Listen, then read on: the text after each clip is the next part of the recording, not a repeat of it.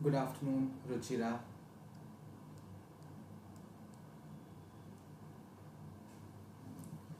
Okay, buckle up करिए जल्दी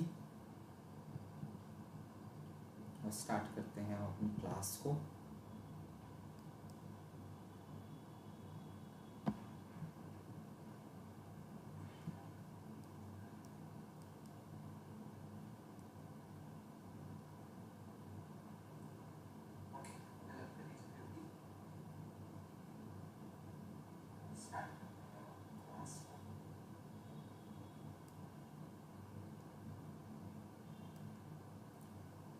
good afternoon everybody. भाई आज भी माइक नहीं है तो आज भी आपको थोड़ी सी वॉइस कम आएगी। कल हमारे पास माइक होगा तो आपको ठीक आवाज़ आएगी। माइक ऑर्डर कर दिया गया है, कल डिलीवर हो जाएगा। सो स्टार्ट करते हैं क्लास को। आई विल ट्राई कि मैं ज़ोर से बोलूँ ताकि आपको थोड़ी बेहतर आवाज़ आ सके विदाउट माइक। तो लैपटॉप जो कुछ भी रिसीव कर रहा है उसके अकॉर्डिंग ही चल रहा है सब कुछ। एक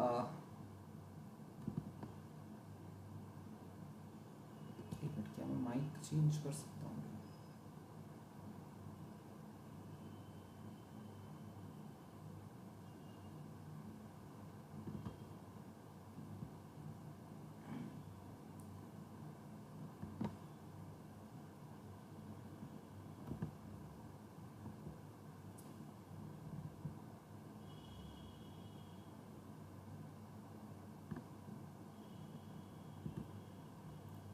हेलो, चलिए स्टार्ट करते हैं। देखते हैं क्या वॉइस को थोड़ा सा बेहतर होगा कुछ। सो हमने पढ़ना शुरू किया था विक्टोरियन ड्रामा कल। ठीक, सबसे पहले हमने आपको विक्टोरियन ड्रामा का इंट्रोडक्शन दिया था, ठीक है। और उसके बाद हमने आपको विक्टोरियन ड्रामा के कुछ की कैरेक्टरिस्टिक्स पढ़ाए थे, जिसमें था melodrama, social realism, well made play, comedy of manners और पेंटोमाइम बर्लेस्क। इसके बाद हम गए थे सिग्निफिकेंट प्ले राइट्स के ऊपर। उसमें हमने पढ़ा था ऑस्कर वाइल्ड को, जी.बी. शॉ को, हेनरी आर्थर जोन्स को, ठीक। इसके अलावा फिर हमने जी रागिनी, आज भी माइक नहीं है। कल और आज माइक नहीं था, ना कल था ना आज है। माइक कल आ जाएगा हमारे पास। तो कल अगर आपने लाइव देखा था हमारा, तो कल लाइव क्लास में माइक खराब हुआ था, तो कल हमारे पास आ जाएगा। तो कल हम आपकी माइक के साथ क्लास लेंगे, तो कल वॉइस जैसे स्टार्टिंग के लेक्चर्स में वैसे आएगी, अच्छी आवाज़ आएगी आपको। सो अब दो ऑप्शन है। अगर वॉइस वाकई में बहुत ख़राब आ रही है तो आज का लाइव हम कैंसिल कर सकते हैं और हम कल आपके पास लाइव आ जाएंगे वॉइस के साथ। तो आप लोग मुझे बता दीजिए कि मुझे इसी वॉइस में कंटिन्यू करना चाहिए या फिर आई हैव टू वेट कल तक का, जब तक मेरे पास माइक आए, ठीक है। फिर कंटिन्यू करते हैं आगे। पहले यही बात हम जान लेते हैं आप लोगों से।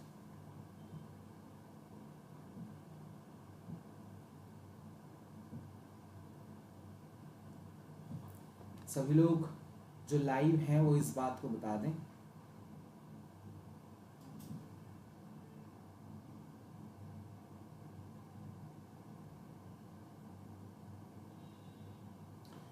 Hello Hima, good afternoon. Shivani,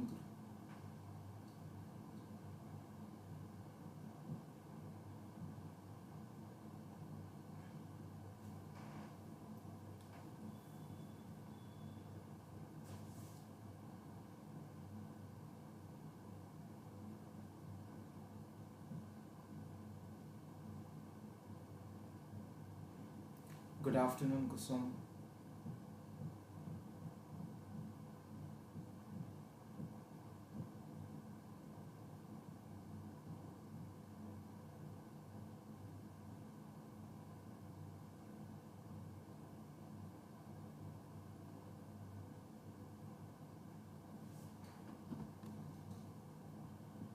okay, will continue but इसको छोटा रखेंगे लेक्चर को आज। तो विक्टोरियन एज के ड्रामेटिस्ट हमने पढ़ने शुरू किए थे और हमने आपको ऑस्कर वाइल्ड के बारे में पढ़ाया था। उनका बर्थ कि वो डबलिन आयरलैंड में पैदा हुए, ठीक है, और किस तरह से उन्होंने अपनी एजुकेशन को लिया ऑक्सफोर्ड से, उनके प्लेस के बारे में हमने आपको बताया कि लेडी विंडरमेअर्स फेन उनका बहुत फेमस एक कॉमेडी है। सबसे इम्पॉर्टेंट और सबसे फेमस प्ले के बारे में बात हुई, the importance of being earnest. हमने बोला था कि अगर कभी मौका मिले तो इसको पढ़ लीजिएगा, गूगल करके कहीं से समरी पढ़ लीजिए, या हमें मौका मिलेगा तो हम कभी वीडियो बनाएंगे इस पर। इनकी डेथ के बारे में हमने पढ़ा था कि पेरिस गए थे, अपना नाम चेंज कर लिया था इन्होंने, क्योंकि बीइंग होमोसेक्सुअल इनको जेल भेजा गया था उस चक्कर में। फिर हमने जीबी शॉ को पढ़ने की बात करी थी, आज हम यहाँ जीबी शॉ से पढ़ेंगे, ठीक है? या हम जीबी शॉ पे पढ़ लिया था क्या? नहीं। तो जीबी शॉ 1856 से 1950, और जीबी शॉ के बारे में या इनका कोई प्ले, ठीक है, कुछ तो हमने इनका पढ़ा होता है एमए में, फर्स्ट ईयर या सेकेंड ईयर में कहीं ना कहीं आता है। तो George Bernard Shaw, commonly known as GB Shaw, was an influential Irish playwright. ये भी एक बहुत ही प्रभावशाली आयरिश प्लेराइट थे, क्रिटिक थे, पोलेमिसिस्ट थे। हु पोलेमिसिस्ट का मतलब भी कंट्रोवर्शियल होता है, ठीक है, सिनोनियम है उसका, इफ़ यू डोंट नो तो आप इसे लिख भी सकते हैं कहीं। इसका मतलब कभी एंटोनियम सिनोनियम में अगर आ जाए तो आपको पता होना चाहिए। वैसे तो मतलब यूजीसी नेट में नहीं आती वोकैबुलरी, आपसे सिनोनिम एंटोनिम नहीं पूछ रहे हैं यूजीसी नेट में, बट दूसरे एग्जाम्स में। तो ये एक इन्फ्लुएंशियल आयरिश प्लेराइट थे, क्रिटिक थे, पोलेमिसिस्ट थे, हु लिव्ड फ्रॉम 1856 टू 1950, ठीक है? Thank God Muskan, good to see you here, good afternoon everybody.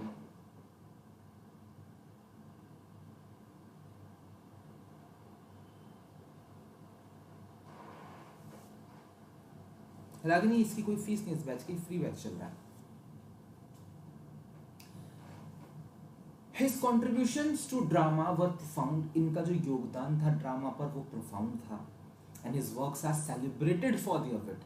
इनके भी रचनाओं का आप सेलिब्रेट करते हैं कि उसमें विट होता है, सोशल क्रिटिक होता है, जो कि बहुत बड़ा कैरेक्टरिस्टिक है इनके प्लेस का एक्चुअली। शार्प कमेंट्री करते हैं ये ह्यूमन कंडीशंस के ऊपर। अब थीम्स एंड सब्जेक्ट्स की बात करते हैं कि किन थीम्स एंड किन सब्जेक्ट्स के ऊपर जीबी शॉ लिखा करते थे।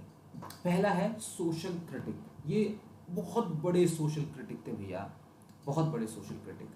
Shaw used his plays to challenge the status क्यो।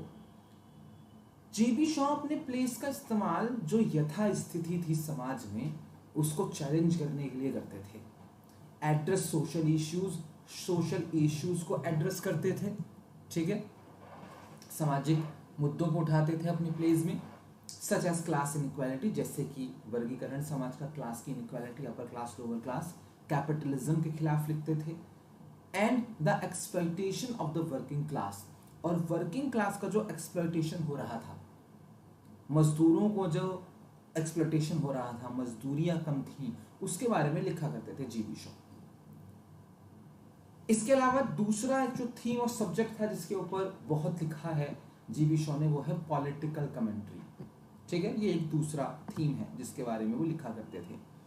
He was a proponent of socialism, ये समाजवादी थे, ठीक है, और लीनियंसी लेफ्ट की तरफ थी इनकी, ठीक है, कम्युनिस्ट थे थोड़े से। तो often included political discourses in his works, प्राय अपनी रचनाओं में पॉलिटिकल डिस्कोर्सेज रखा करते थे। Critiquing the British political system, British political system को क्रिटिसाइज करते थे, प्रोमोटिंग सोशल रिफॉर्म, और सामाजिक सुधारों को प्रमोट करते थे अपने प्लेस में। जो तीसरा सब्जेक्ट है, जो तीसरी थीम है इनके प्लेस की, वो है human nature. Shaw explored human motivations and behaviours, often highlighting the absurdities and contradictions inherent in the societal norms and personal interactions. Shaw ने कई ह्यूमन मोटिवेशंस एंड बिहेवियर्स को एक्सप्लोर किया कि आखिर एक शख्स अगर कत्ल कर रहा है तो उसके पीछे का मोटिवेशन क्या है, अगर वो चोरी कर रहा है तो वो क्यों चोरी कर रहा है, उनके बिहेवियर्स को समझते थे प्लेस में। वो ऑफन हाईलाइट करते थे जो एब्सर्डिटीज हैं और कॉन्ट्राडिक्शन हैं हमारे सोसाइटल नॉर्म्स में, है ना, अमीर करेगा तो ठीक, गरीब करेगा तो नहीं ठीक, है ना, इनके बारे में बात करते थे, और पर्सनल इंटरेक्शंस लिखा करते थे, जो इनके पर्सनल इंटरेक्शन होते थे। Style and techniques, GB Shaw ने किस स्टाइल में अपने प्लेस को लिखा और किन तकनीकों का इस्तेमाल किया? सबसे पहला है उसमें विट एंड ह्यूमर। जी हाँ, Shaw's plays are characterized by their clever dialogue and sharp wit. GB Shaw के प्लेस को आप कैरेक्टराइज कर सकते हैं कि उसमें क्लेवर डायलॉग होते हैं, शार्प विट होती है, विच ही यूज टू बोथ एंटरटेन, और इन दोनों का इस्तेमाल, विट का और ह्यूमर का इस्तेमाल वो एंटरटेन करने के लिए भी करते थे एंड प्रोवोक थॉट, और थॉट को प्रोवोक करने के लिए भी करते थे। इसके अलावा जो दूसरी टेक्निक इन्होंने इस्तेमाल करी है वो है डिटेक्टिसिज्म। ऑब्वियसली आप थीम्स को पढ़कर ही समझ गए होंगे कि डिटेक्टिसिज्म का तो इस्तेमाल करेगा ही, ठीक है ना। तो डिटेक्टिसिज्म का मतलब होता है हिंदी में आई थिंक उपदेशवाद, ठीक है, हिंदी में। तो डिटेक्टिसिज्म एक शैली है लिखने की, और इस शैली में जो लिखा जाता है, चाहे वो पोयम लिख रहे हैं, आप प्ले लिख रहे हैं, कुछ भी लिख रहे हैं, उसका मकसद होता है कि समाज को उपदेश दिया जाए, समाज को सही राह पर चलाने की कोशिश की जाए। Shaw believe that theatre should be a platform for education. Shaw को लगता था कि थिएटर जो है वो एजुकेशन का प्लेटफॉर्म होना चाहिए, एज वेल एज एंटरटेनमेंट के साथ साथ। और ये हकीकत है, ठीक। हमने ब्रिटिश कल्चर के बारे में जितना किताबों से सीखा है, इक्वली शायद हमने उतना मूवीज से भी सीखा है, ठीक है। तो जीबी शॉ इसी बात को माना करते थे कि आप थिएटर का इस्तेमाल, रंगमंच का इस्तेमाल एजुकेट करने के लिए करिए लोगों को, जिसका काम उन्होंने बखूबी किया है अपने प्लेज में।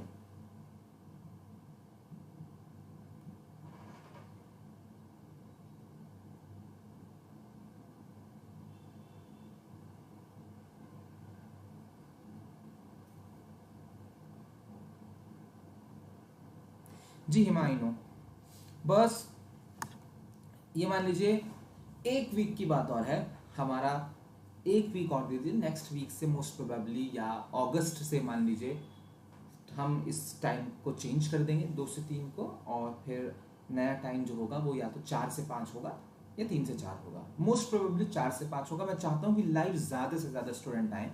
आई नो कि आप ये वीडियोज़ देख रहे हैं क्योंकि वो स्टेटिक्स से पता लग जाता है कि कितने लोग देख रहे हैं। आई नो कि बहुत सारे स्टूडेंट इन वीडियोस को देख रहे हैं, बट जितने स्टूडेंट देख रहे हैं अगर वो लाइव आकर देखें तो मज़ा आ जाए, है ना। और वो इसी वजह से नहीं आ पा रहे, जो हेमा ने कहा है कि हम सब टीचर हैं अपने अपने स्कूल्स में, तो 2-3 बजे तक तो घर पर ही आ रहे हैं। तो बहुत जल्दी टाइम चेंज होगा इस बैच का, शाम को 4 से 5 इसको बैच को हम करेंगे, ठीक है, ताकि हम सब लाइव एक दूसरे से सवाल जवाब कर सकें, डिस्कशन हो सके। अच्छा चलिए, नेक्स्ट जो अगला इनका टेक्निक है वो है रियलिज्म। ऑब्वियसली जब आप सामाजिक मुद्दों को उठाएंगे तो उसमें रियलिज्म तो आएगा ही आएगा। जब तक आप वास्तविक नहीं होंगे तब तक आप सामाजिक मुद्दा नहीं उठा सकते, है ना, as simple as that. Moving away from the melodramatic and romantic styles, GB Shaw ने थोड़ी सी दूरी बनाई वो जो मेलोड्रामेटिक और रोमांटिक स्टाइल प्रेवलेंट था 19th सेंचुरी में, उससे। Shows works often depicted realistic settings. Shaw की रचनाओं में प्रायः रियलिस्टिक सेटिंग होती थी, सिचुएशंस होती थी realistic, focusing on everyday issues. GB Shaw everyday issues पर फोकस करते थे और कॉमन पीपल पर, ठीक है। मेजर वर्क्स इनके बहुत कुछ लिखे गए हैं, जीबी शॉ बड़े प्यारे प्यारी चीजें लिखे गए हैं। और पहला जो इनका प्ले है वो है Pygmalion 1913। One of his most famous plays, इनके सबसे फेमस प्लेज में से एक है। It explore themes of social mobility. इसमें सोशल मोबिलिटी और ट्रांसफॉर्मेशन की बात हो रही है, सामाजिक परिवर्तन की। Centring on the phonetics professor, इसमें फोनेटिक्स के प्रोफेसर दिखाए गए हैं हेनरी हिगिंस, और उसके एक शिष्य दिखाई गई है एलिजा डोलिटल। इनकी कहानी है ये, ठीक है, पिग्मेलियन। बहुत ही प्यारा प्ले है, बहुत ही प्यारा, पढ़कर देखिएगा कभी भाई से। नेक्स्ट है man and Superman 1903, a philosophical comedy. भैया मैन एंड वुमेन जो है ये फिलोसॉफिकल कॉमेडी है, ठीक है, ये कॉमेडी है, इस बात को ध्यान रखिएगा, और फिलोसॉफिकल कॉमेडी है। That delves into topics like the purpose of life. Man and superman में जीवन का उद्देश्य, the nature of human relationships और कॉन्सेप्ट ऑफ द सुपरमैन के बारे में बात हुई है कि आखिर किसको हम सुपरमैन बोलेंगे, कैसे ये तय होगा कि इस आदमी को हम सुपर कह सकते हैं? ये कोई सुपर हीरो की कहानी नहीं है, ठीक है, इंसान ही सुपर हीरो है जीबी शॉ के लिए, एक आम इंसान सुपर हीरो है उसके लिए। ये तो बहुत ही फेमस है, मेजर बारबरा, और आई थिंक मेजर बारबरा की वीडियो है हमारे चैनल पर, हमने बनाई है शायद मेजर बारबरा पर, खैर देख लीजिएगा कि है क्या।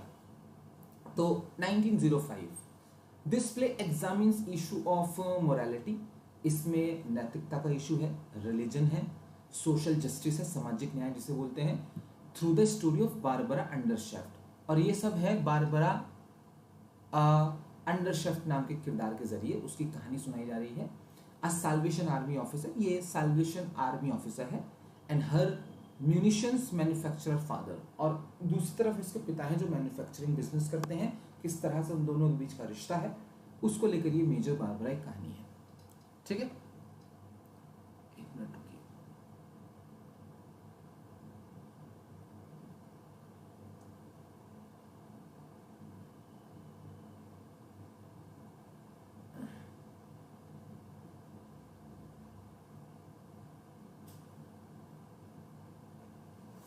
हाँ जी। नेक्स्ट है Saint Joan 1923, a historical play about Joan of Arc, ये एक ऐतिहासिक प्ले है जॉन ऑफ आर्क के बारे में। जानते हैं क्या आप जॉन ऑफ आर्क को? अगर आपने शेक्सपियर के हिस्ट्री प्लेस पढ़े हैं तो आप इनको जानते होंगे, अदरवाइज शायद आप ना जानते हो इन्हें, जॉन ऑफ आर्क को। तो जानना है तो शेक्सपियर के हिस्ट्री प्लेस देख लीजिएगा, चैनल पर वीडियो है और इंस्टीट्यूट पर सारे हिस्ट्री प्लेस की अलग से वो बनी हुई है playlist, the history place of William Shakespeare करके, उसमें सारे हैं क्रोनोलॉजिकली। तो थोड़ा सा बता देते हैं, जॉन ऑफ आर्क एक हिस्टोरिकल शख्सियत हैं और जानी जाती हैं अपनी नाइटहुड के लिए, ठीक है। तो देखो, अगर मैं आपको थोड़ा सा फोटो वगैरह दिखाकर समझा सकूं तो,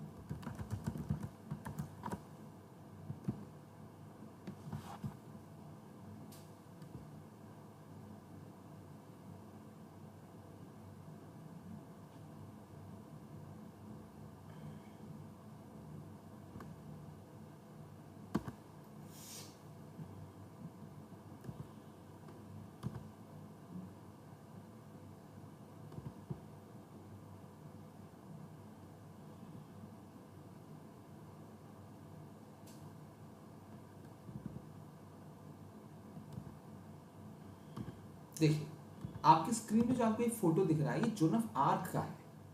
ये एक महिला है।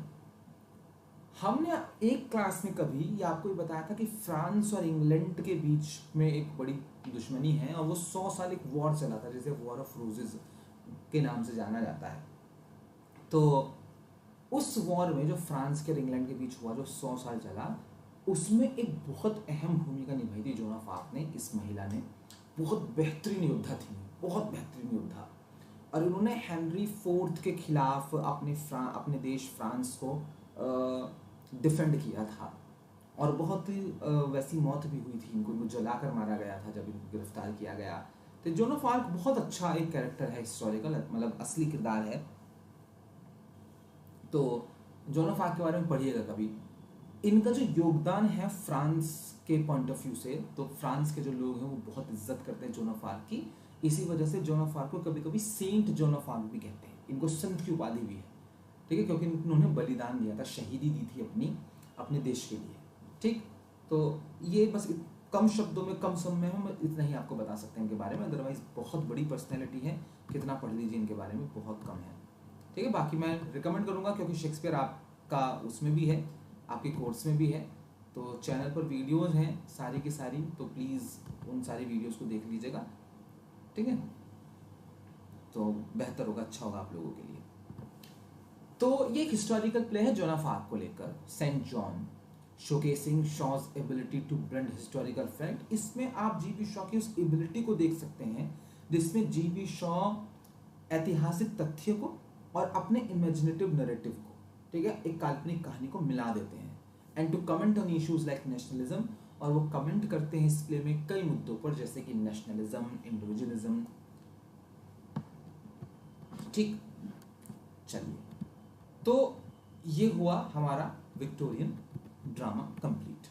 ठीक, अब हम आगे बढ़ रहे हैं, अब हम पहुंच रहे हैं मॉडर्न एज ड्रामा पर। अब हम आ गए मॉडर्न टाइम में।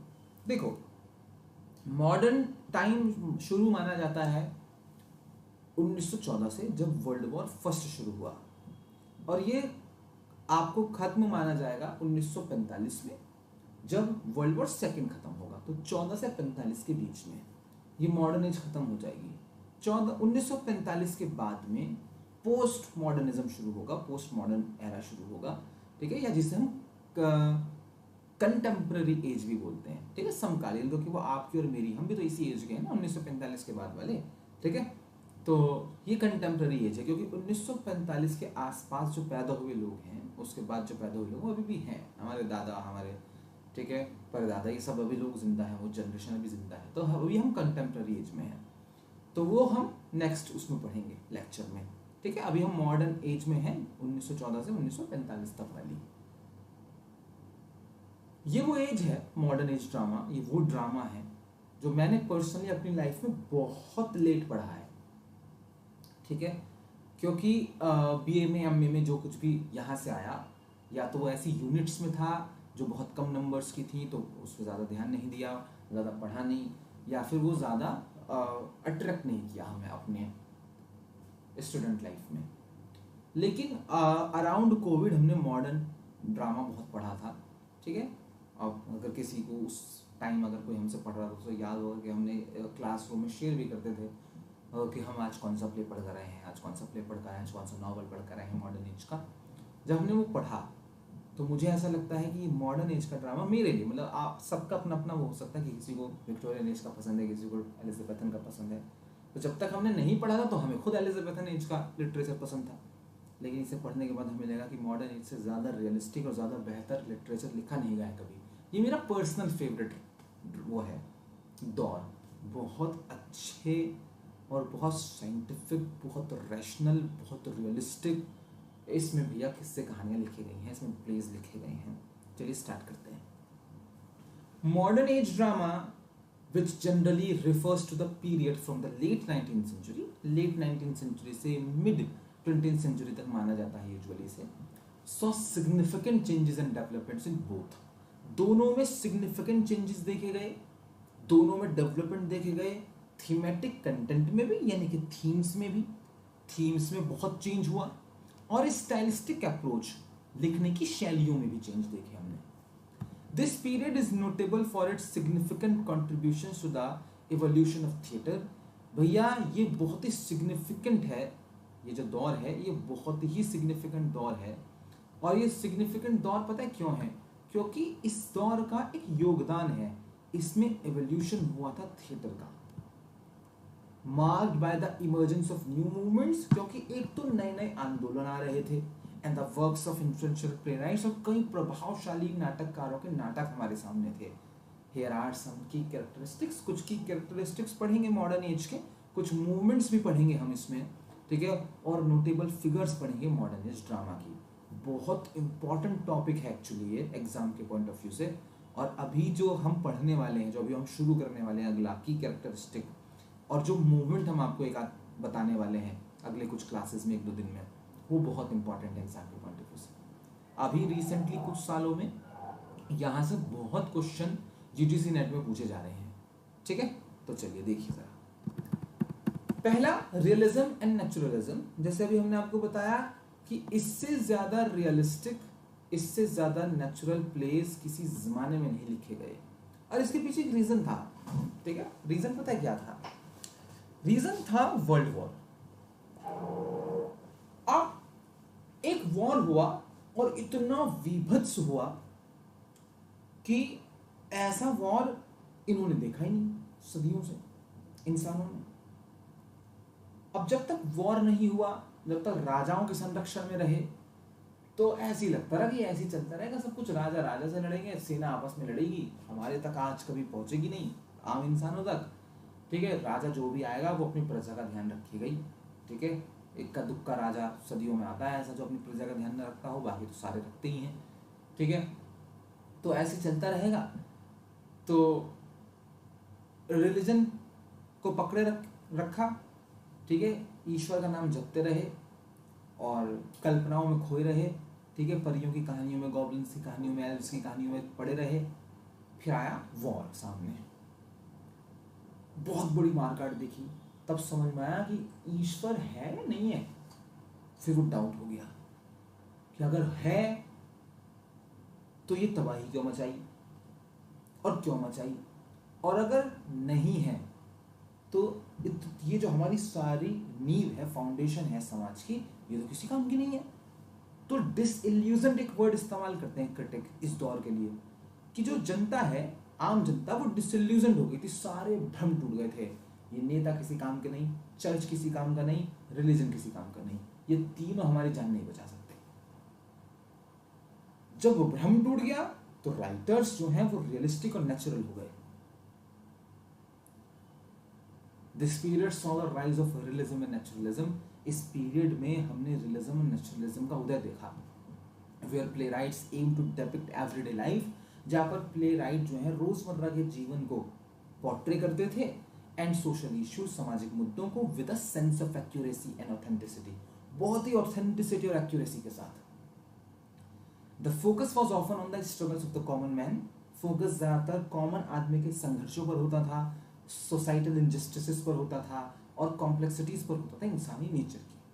ठीक, बहुत ही प्यारे प्लेज हैं भाई इस दौर के, मतलब हमें बहुत पसंद है। दूसरा, एक्सप्रेशनिज्म। इस दौर में एक मूवमेंट आया हमारे सामने, एक आंदोलन आया एक्सप्रेशनिज्म का। This movement emerged as a reaction to realism. ये रियलिज्म का रिएक्शन था। बहुत वास्तविक लिखा जा रहा था, बड़ा ही रियलिस्टिक हो रहा था सब कुछ, है ना। उसके रिएक्शन में एक्सप्रेशनिज्म आया, और नेचुरलिज्म और रियलिज्म के रिएक्शन में, एम्फसाइजिंग द इमोशनल एक्सपीरियंस। इसमें एक्सप्रेशनिज्म में एक्सप्रेशन से ही समझ लो, जो इमोशनल एक्सपीरियंस होता है किसी भी इंसान का, उस पर जोर दिया गया। इनर रियलिटी पर जोर दिया गया, एक्सटर्नल रियलिटी के बजाय। ऊपर वाले जो थे, जो रियलिज्म और नेचुरलिज्म में लिख रहे थे, वो आउटर रियलिटी दिखाते थे दुनिया की, ये अंदर की दिखा रहे हैं। ठीक है, कि बाहर से तो आदमी बना हुआ है, ठीक है, लड़ रहा है जाके युद्ध में, अंदर से डरा हुआ है। ठीक है, मेंटल हेल्थ खराब हो रखी है पूरी। Expressionist drama often use distorted sets. Expressionist drama में प्रायः डिस्टॉर्टेड सेट्स इस्तेमाल होते थे, एक्सेलरेटेड कैरेक्टर्स होते थे, और सिंबॉलिक एक्शन होता था। इसके अलावा एक और फिलॉसफी, एक और मूवमेंट हमारे सामने आया इसी दौर में, एग्जिस्टेंशियलिज्म। ठीक है, अभी जैसे अभी आया एग्जिस्टेंशियल क्राइसिस, ये भी एक मूवमेंट बना रखा है पूरा। ठीक है, अपने अस्तित्व को लेकर क्राइसिस हो रहा है लोगों को। खैर, ये क्या है existentialism? This philosophy which questions the nature of existence. इसमें एग्जिस्टेंस के सवाल, उसके नेचर पर ही सवाल उठा देते हैं, and the meaning of life, जीवन का क्या मतलब है। ऑब्वियसली जब इतनी बड़ी तबाही एक समाज देखेगा, और वर्ल्ड वॉर फर्स्ट के बाद पता है क्या हुआ? वर्ल्ड वॉर फर्स्ट हुआ, जिस दिन खत्म हुआ उसी दिन ये तय हो गया था कि दूसरा लड़ा जाएगा, क्योंकि जो बेइज्जती हुई थी कुछ देशों की, वो रिटेलिएट नहीं करेंगे, ऐसा हो नहीं सकता। वो रिटेलिएट किए, है ना। वहां से रिटेलिएशन आया जर्मनी से कुछ सालों बाद, तो सबको पता था। तो अब व्हाट इज लाइफ, मतलब क्या है इसका, क्यों भोग रहे हैं हम ये सारे दुख, वो सवाल सबके मन में आए जो अभी तक नहीं आए थे समाज के मन में। इन्फ्लुएंस मैनी प्लेराइट्स, इसने कई प्लेराइट्स को इन्फ्लुएंस किया। ठीक है, the works often explore themes of absurdity. इन रचनाओं में एब्सर्डिटी की थीम होती थी, फ्रीडम और एलिनिएशन की। ठीक है, एलिनिएशन अलग थलग होना, अलगाव एक तरह से।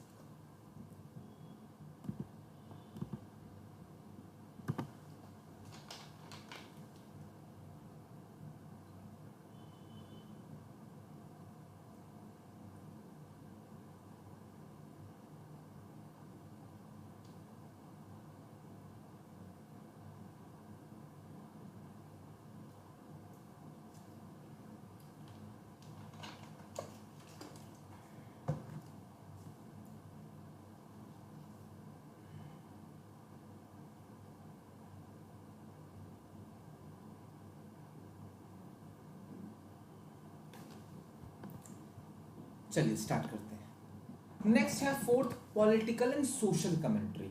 ठीक है, many modern dramas were deeply political, बहुत सारे मॉडर्न ड्रामास डीपली पॉलिटिकल थे, addressing issues such as war, इसमें कई इश्यूज को उठाते थे, जैसे वॉर, ऑब्वियसली सबसे बड़ा इशू तो वॉर था, क्लास स्ट्रगल था, और सोशल रिफॉर्म, सामाजिक सुधार।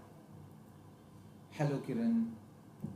The plays aim to provoke thought, इन प्लेस का एम था कि हम थॉट प्रोवोक करेंगे और चेंज इंस्पायर करेंगे।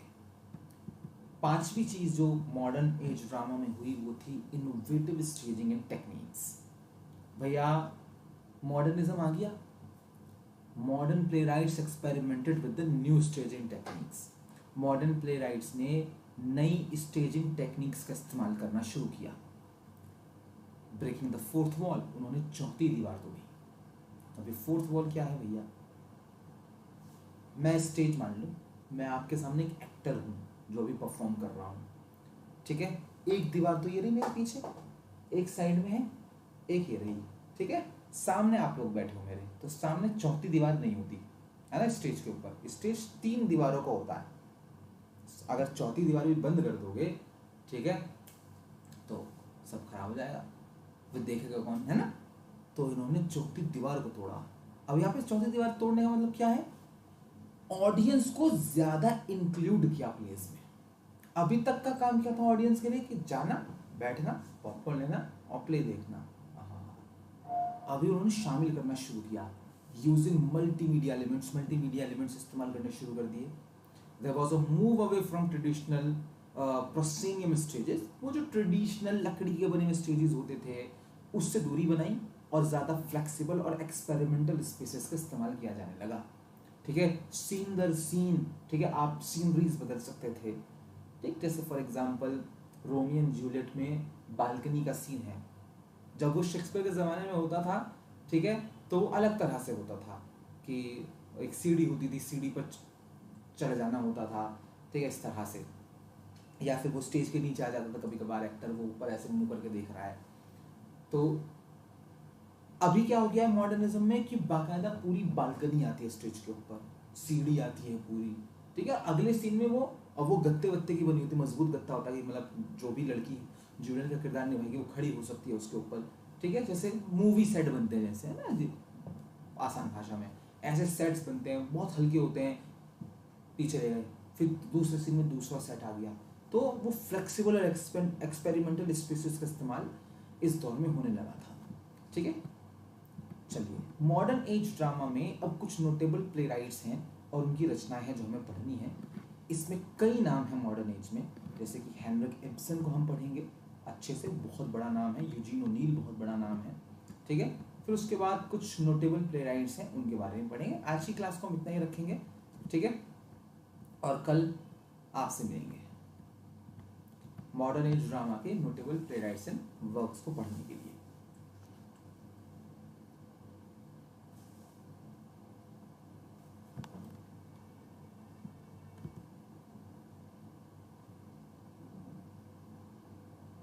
हेलो प्रवीण।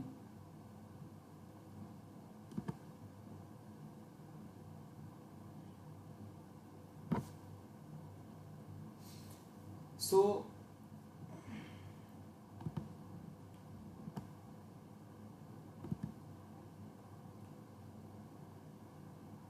अपकमिंग मंडे से आपका एक बैच बन रहा है भैया, एलटी ग्रेड का, दोपहर को 12 बजे।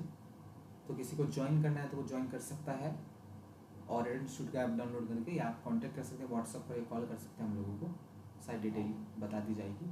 और उससे नेक्स्ट मंडे यूपी टीजीटी का बैच बनता है रात को 9 से 10, तो उसके लिए भी आप हमसे कांटेक्ट कर सकते हैं।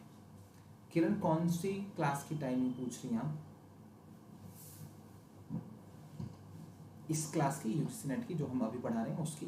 तो इसकी टाइमिंग 2 से 3 है, एक हफ्ते के लिए अभी। उसके बाद ये 4 से 5 कर देंगे ताकि आप लोग लाइव आ सकें हमारे साथ।